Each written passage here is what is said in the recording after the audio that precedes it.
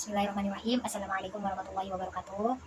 Kepada yang terhormat dosen mata kuliah bimbingan konseling yaitu Ibu Haja Nurlela. Perkenalkan, nama saya Elsa Amelia dengan NIM 1908101026, kelas PAIA semester 6. Nah, di video kali ini saya akan mempresentasikan hasil wawancara saya atau hasil observasi yang saya lakukan dengan kawan-kawan saya dengan tema evaluasi program bimbingan dan konseling di SMA Negeri 1 Kerangkeng Indramayu. Langsung saja ke metode penelitian yang saya ambil ini adalah metode kualitatif. Nah, metode kualitatif ini merupakan jenis metode penelitian yang temuan-temuannya diperoleh melalui prosedur sistematis atau bentuk hitungan lainnya. Nah, kalau teknik pengumpulan data yang digunakan dalam observasi ini, saya ini menggunakan metode wawancara, dokumentasi, sama observasi. Nah, dalam melakukan analisis data penelitian ini menggunakan metode analisis interaktif yang dijelaskan Niles dan Huberman, yaitu data, penyajian data, dan penarikan kesimpulan atau verifikasi. Nah, lalu kita langsung aja ya masuk ke pembahasan selanjutnya, yaitu masuk ke sekolahnya. Ya, kita akan membahas profil sekolah. Nah, jadi SMK Negeri 1 Kerangkeng ini pada awalnya itu bukan namanya itu bukan Negeri 1 Kerangkeng, tapi namanya itu SMA Negeri Karangampel. Nah, SMK ini didirikan pada tanggal 9 November tahun 1983. Nah, sekolah ini nih didirikan dari hasil dari tanah hibah dari Pertamina. Nah, terus seiring berjalannya waktu ini, sekarang sekolah ini nih berkembang. Nah, perkembangannya ini ada kebijakan pemerintah mengenai pendidikan. Nah, jadi pada tanggal 22 Desember 1999, nama SMK ini yang tadinya Karangampel, yang tadinya SMA Negeri Karangampel menjadi SMA Negeri 1 Karangampel. Nah, terus kita lanjut ya ke perkembangan sarana dan prasarana. Nah, pada kepemimpinan DRS Haji Supianto MPD, jadi nih beliau ini bisa mengembangkan ada beberapa hal. Nah, yang pertama ini mengganti pintu gerbang sekolah. Terus beliau juga mengaplikasikan penggunaan e-rapot, terus juga pengecekan pagar depan, terus ada penataan parkir siswa nih. Nah, pas observasi nih, bener emang lokasi buat parkir tuh benar-benar ada banget, terus luas, terus ada pengguguran dan pengurukan dan pengaspalan. Nah, pas observasi juga emang tempatnya tuh udah bagus, pengaspalannya pun bagus, karena ya nggak ada yang tempat yang becek-becek tuh, semuanya tuh udah hampir keseluruhan tuh aspal, jadi enak. Terus ada pengadaan baligo depan gerbang, terus penghidupan DKM masjid di sekolah. Nah, tapi ya menurut saya setelah observasi, hasil dari penglihatan saya pada saat observasi, masjidnya ini kurang terurus, terlebih lagi posisi kamar mandi. Nah, posisi kamar mandinya ini kurang bersih menurut saya. Terus ada banyak debu, mohon maaf, karena mungkin pada saat corona kayak sekarang mungkin kurang ada banyak perhatian dari warga sekitar sekolah. Terus juga emang lagi ada pembangunan baru tuh di sekitar masjidnya. Terus ada juga tuh melanjutkan rehab pengadaan AC di masjid. Tapi setelah survei, jujur saya belum melihat adanya AC di masjid. Terus yang terakhir pengecekan masjid. Nah, memang masjid ini sudah dicat. Terus kalau dari Dr. Andes Haji Etisman di bawah MPDI. Nah, masa bertugasnya itu tanggal 9 bulan 7 2020 sampai dengan tanggal 5 bulan 12 2021. Nah, penyataan meja siswa atau guru dengan akademik untuk mencegah penyebaran COVID-19. Nah, jadi di angkatannya beliau itu mampu menyediakan wastafel, saluran air, pelebaran atau pengaspalan jembatan, terus perbaikan sandera kolam depan. Iya, memang kolam depan itu bagus dan ada pendopanya juga, enak untuk sharing-sharing di sana, enak buat rapat ataupun ya tempat istirahat. Terus ada penambahan infokus tuh 12 ruang kelas, terus ada penataan lapangan upacara juga. Ada penerimaan bantuan 30 Chromebook, terus penambahan sarana lain seperti laptop, printer dan yang lainnya. Terus ada juga nih penyediaan CCTV 21 buah dan pengadaan papan agenda kelas, papan visi misi. Nah, berhubung di sini di bagian itu terdapat visi misi, mungkin kita Nah, apa sih isi visi misi di sekolah SMK Negeri 1 Kerangkeng ini? Nah, visinya ini mewujudkan sekolah yang keren. Nah, yang keren itu kreatif, eksis, religius, empati, dan normatif. Nah, melalui inovatif dan kolaborasi. Nah, kalau misinya ini ada 5 di sekolah Negeri 1 Kerangkeng. Nah, yang pertama ini mewujudkan peserta didik yang kreatif untuk meningkatkan outcome, mencapai prestasi terbaik, berinovasi dan mampu berwirausaha. Nah, yang kedua, membina peserta didik yang eksis sebagai pelajar Pancasila yang cerdas, cermat, dan berkarakter. terus toleransi terhadap perbedaan dan multikulturalisme. Nah, yang ketiga, menumbuh kembangkan nih akhlakul karimah berdasarkan nilai-nilai religius dalam diri peserta didik sehingga dapat menghayati, mengamalkan, mengajarkan agama yang dianut dalam segi aspek kehidupan. Nah, kalau yang keempat, itu menumbuh kembangkan nih sikap empati peserta didik melalui jabar message ya, atau manusia yang belajar merasakan atau niti surti. Nah, terus belajar memahami niti harti, belajar melakukan niti bakti, dan belajar hidup bersama niti bakti. Nah, yang kelima, yang terakhir, menumbuh kembangkan sikap normatif, disiplin, patuh, dan taat terhadap norma-norma yang ada di masyarakat. Nah, di sekolah satu kerangkeng ini juga nih memiliki strategi. Nah, strateginya ini mengoptimalkan kegiatan intrakurikuler, meningkatkan pembinaan ekstrakurikuler, mengikuti setiap kejuaraan dan mengembangkan kewirausahaan. Nah, yang kedua, dibiasakan, dilatih konsisten, menjadi kebiasaan, nah menjadi karakter lah intinya, dan menjadi budaya melalui 4 langkah, yaitu aware, understand, join, and do, menjadi pelajar Pancasila yang cerdas dan berkarakter yang eksis di semua kegiatan. Nah, lalu yang ketiga nih, menjadikan sekolah sebagai madrasah jannati, yaitu sekolahku, syurgaku. Nah, untuk menumbuh kembangkan akhlakul karimah, terus sehat jasmani dan rohani, meningkatkan keimanan dan ketakwaan melalui kegiatan keagamaan. Terus yang keempat ini, silih asah, silih asih, silih asuh, sikap empati dalam 4 integrasi dan aktualisasi kurikulum jasmani ke dalam kehidupan hari-hari. Nah, terus yang terakhir yaitu kolaborasi dengan unsur lain. Nah, untuk meningkatkan sikap normatif, disiplin, patuh, dan taat terhadap norma-norma yang ada di masyarakat. Nah, ada juga nih tujuan dari kreatif. Tujuan dari kreatif ini tuh ada tercapainya pendidikan yang berkualitas dengan meningkatnya jumlah lulusan yang melanjutkan ke program perguruan tinggi. Nah, mampu berinovasi, terus menorehkan prestasi lah, dan mampu berwirausaha. Nah, terus yang kedua ini tercapainya profil belajar Pancasila yang beriman, bertakwa kepada Tuhan, terus berakhlak mulia, berkebinekaan global, terus gotong royong, mandiri, bernalar, kritik, kreatif, dan menghormati. Terus terwujudnya nih peserta didik yang memiliki keimanan, ketakwaan terhadap Tuhan Yang Maha Esa sebagai khalifah di bumi yang direfleksikan dalam sikap dan perbuatan sehari-hari. Nah, terus yang terakhir, terwujudnya nih peserta didik bersifat global, yaitu bertindak lokal sesuai karakter masyarakat, bangsa, bernegara dalam peradaban dunia.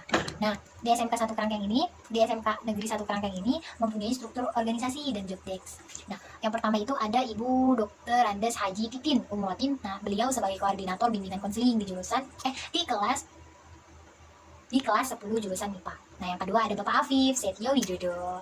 Nah, gelar beliau yang kedua ada Bapak Afif Setio Widodo, SPD. Nah, beliau ini sebagai koordinir bimbingan konseling kelas 10 di jurusan IIS. Nah, yang ketiga ada Ibu Sheila Adinda Darmireta, SPD. Nah, beliau ini sebagai guru bimbingan konseling di kelas 11 jurusan MIPA dan IIS. Nah, yang keempat ada Ibu Haji Hayun Wasia, SPD. Nah, beliau sebagai koordinator bimbingan konseling di kelas 12 MIPA dan IIS.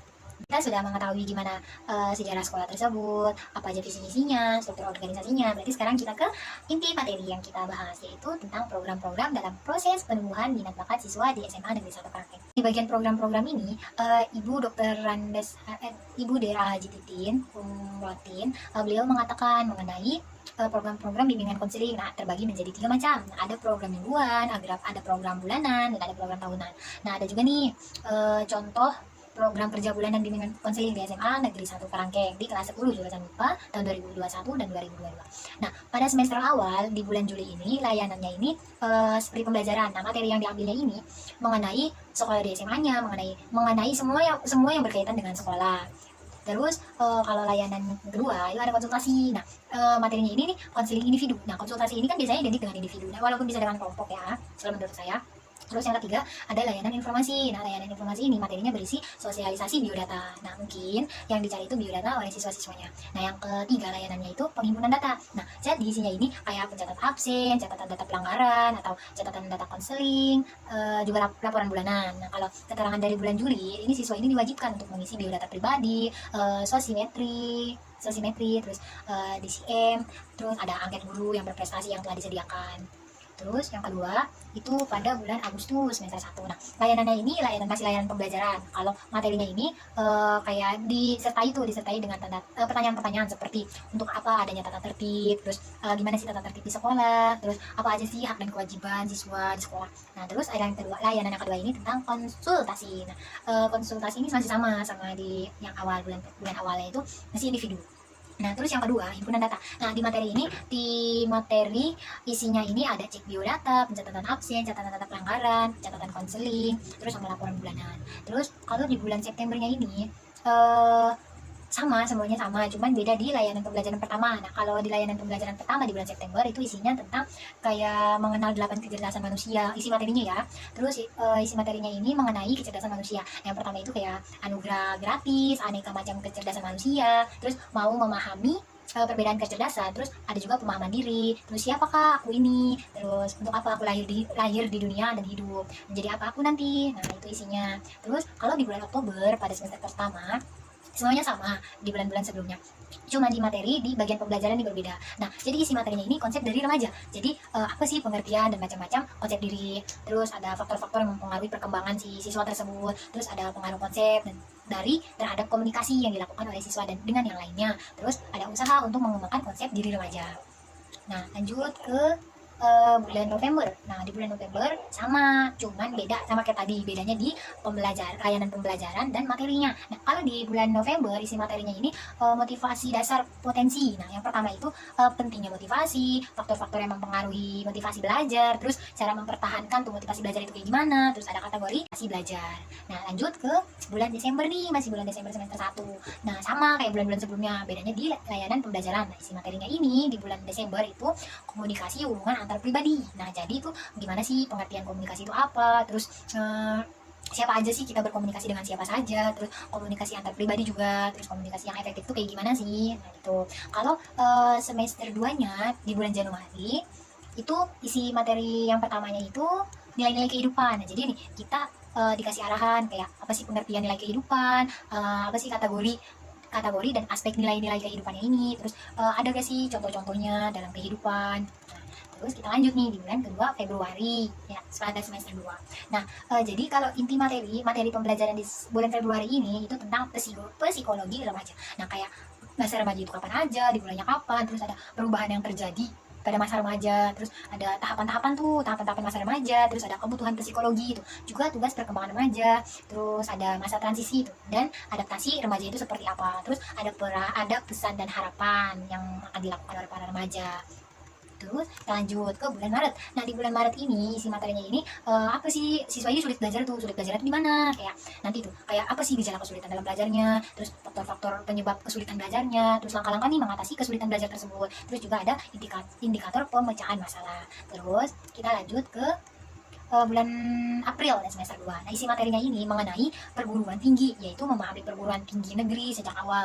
Biasanya yang kayak gini nih dilakukan di di kelas 12 biasanya, soalnya kan banyak siswa yang ingin lulus, yang akan lulus. Jadinya kita sebagai guru kita tuh memberikan arahan untuk memberikan informasi tentang perguruan tinggi. Nah, terus membentuk perguruan tinggi di Indonesia, terus status kepemilikan perguruan tinggi di Indonesia. Jadi supaya siswa ini nih tahu harus ke jurusan mana. Terus kita lanjut ke bulan Mei. Nah, di bulan Mei ini isi materinya ini menjuru di SMA. Nah, jadi gimana sih mengapa ada penjurusan, terus mengenai kurikulum, terus jurusan atau program studi di SMA Negeri 1 Kerangkeng ini, terus struktur kurikulumnya gimana, terus sama persyaratan pemilihan jurusan.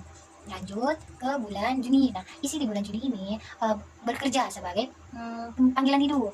Terus bekerja dan hidup, makna bekerja itu apa, terus lapangan kerja itu mana aja, atau bagaimana carinya, terus kemana akan bekerja. Nah, jadi si siswa ini bisa konseling ke BK, dan BK bisa memberikan arahan. Nah, kalau dari program-program yang udah dianalisis, meskipun banyak kendala yang dihadapi oleh guru bimbingan konseling, tapi semua itu menjadi bukan penghalang untuk tetap memberikan layanan bimbingan pada siswa di SMA Negeri 1 Kerangkeng ini yang terletak di Indramayu. Nah, dari program-program yang tadi, nah bisa nih memberikan wawancara dan pemahaman kepada siswa bahwa apa saja yang perlu diketahui dan mereka siapkan untuk bekal di masa depan dan potensi untuk menumbuhkan minat bakat pada siswa. Nah, kalau untuk waktu konseling ini nih, saat wawancara, guru konseling ini bisa menyediakan forum atau melalui link ini mereka bisa konsultasi kepada guru BK. Terus bagian anak-anak OSIS pun mereka juga sama membuat link. Jadi jika ada permasalahan di antara siswa, jadi ini tidak langsung ke BK tetapi melalui OSIS dulu atau MPK. Setelah OSIS dan MPK ini bergerak atau belum bisa mengatasi masalah ataupun bisa, mereka tetap lapor ke pihak guru BK tersebut supaya lebih adil, lebih bijak dalam memutuskan. Nah, mungkin itu saja menurut saya.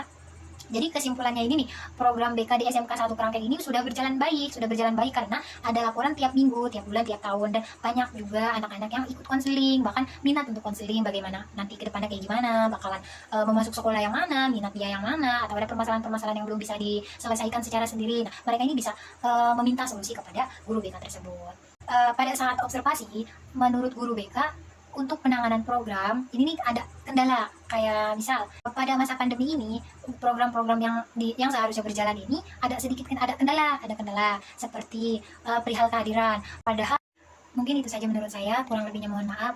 Wabillahi taufiq wal hidayah. Wassalamualaikum warahmatullahi wabarakatuh.